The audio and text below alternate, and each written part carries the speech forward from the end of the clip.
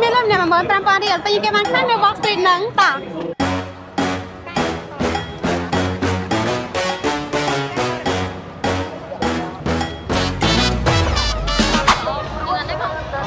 ស្ដាប់លក់មិនហ្មងងើដាក់មក3ប៉ុណ្ណឹងហើយហ្មង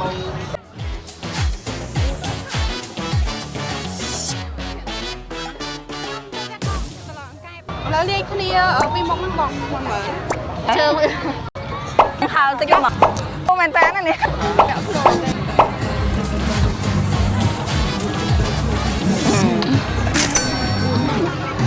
ដាក់ចេះមើលរីអូបងមកតែក្នុងតំណងតនខ្ញុំលើកទី1ញ៉ាំតឡនតនណាឆ្ងាញ់ខ្លាំងអ្នកទាំងអស់គ្នាអើយរសជាតិញ៉ាំថាដូចញ៉ាំអារម្មណ៍មកសួយហ្នឹងតា Hello បង Hello បងណែមទៅមិនបងណាម15,000ហើយចាស់នេះវិញហ្មងអាហ្នឹងដូច16,000ចង់ស្រួលហើយឃើញមកខ្ញុំទៅហើយអីអូនោះពេកអាដាននេះអូខ្ញុំយកមែន10ហ្នឹងហ្មងអូខេអូ5,000រៀលយើងបាន10អូខេអរគុណហ្មងចាញ៉ាំទាំងអស់គ្នាខាត់រសជាតិមិនដែរ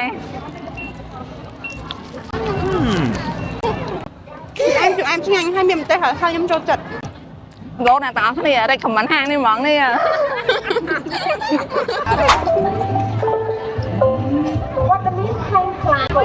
បងប៉ងវ៉ាន់លក់មិនដែរហ្មង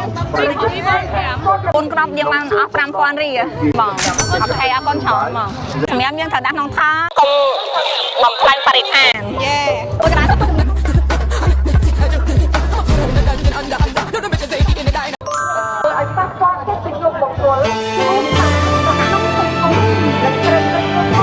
យាយទៅរសជាតិគេគឺតុនគឺបងតែគេលាយជាមួយនឹងម្រេចចឹងណាអ្នកទាំងអស់គ្នាហើយខាងក្នុងគេលក្ខណៈចាបើសិនអ្នកអស់គ្នាម្រេចបោកស្រៀងគាត់តែញ៉ាំពុកមកហើយ5,000សេរី6នឹងតែមកចាព្រះទីសញ្ញាហាមយុបរិយចាំមើល1000ចាំមកនេះចាអរគុណបងអរគ្នាមួយចានហ្នឹង5,000រៀល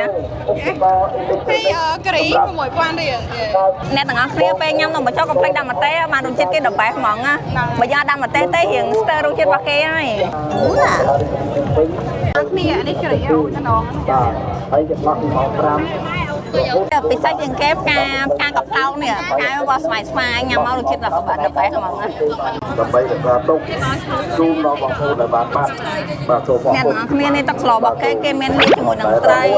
មានប៉លិតមានកូនតូចៗសម្រាប់មានកាស្នោនិយាយទៅយើងញ៉ាំអានឹងជាមួយនឹងបន្លែมันឆ្ងាញ់ហ្មងណាចាអញ្ចឹងនៅ Wall Street ម្នាក់15000សម្រាប់ខ្ញុំពិតជាញ៉ាំបានឆ្ងាញ់ហើយឆ្អែតខ្លាំងមែនតើខ្ញុំសិនជាបងទាំងអស់គ្នាចង់ញ៉ាំអាហារឆ្ងាញ់បែបនេះហ่ะភ្លេចមកសាកនៅ Wall Street ទាំងអស់គ្នាណាអរគុណជម្រាបលា